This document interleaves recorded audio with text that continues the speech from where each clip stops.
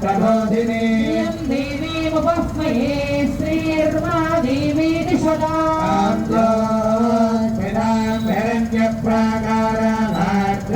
ज्वलन्तीं तप्तां तप्पयन्ति स्थितां पद्मवर्णां तामिहोपस्मये श्रियो प्रभातां यशसा ज्वलन्तीं प्रियं लोके देवदुष्टामुदारां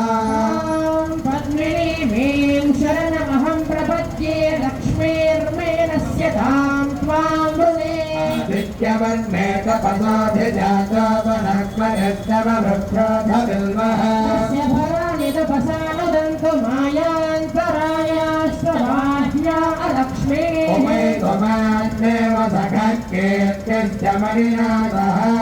गर्भूतोऽस्मि राश्मेऽस्मिन् कीर्तिबुद्धिं ददातु मे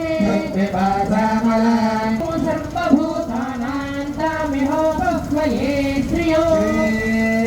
मे भजतो लक्ष्मीर्मे नश्यतु भक्ताभमाकोतिं भाजसत्यमसीमहि आत्मां पुष्करिणीं पुष्टिं सुवर्णां वेदो ममावः आत्मां यत्करिणीं यज्ञं पिङ्गलां पद्ममालिनीम् इन्द्रां हिरण्मयीं लक्ष्मीं जातवेदो ममावः वेदो लक्ष्मी मनपगामिनी यस्यां हिरण्यं प्रभूतं गावोपास्योष्मान्विन्देयं पुरुषानहो यस्य प्रयतो भूत्वा जोयादाद्यमन्वहो पञ्चदशर्त्रिंश श्रीकामश्च ततञ्च वे शान्तिः अन्तकाय स्वमे गोपालो तेजसेजपालं वीर्याय विपालो विराये कीलासं केलाय सुराकारो भद्राय गृहपं श्रेयसे विठलो अध्यक्षाय नक्षत्तारो मन्यरेयस्तारो लोभाय निसरो लोकाय रथिचरो उत्कूल विकूलाभ्यासो यं यैरभसो सर्वभ्यो आन्दो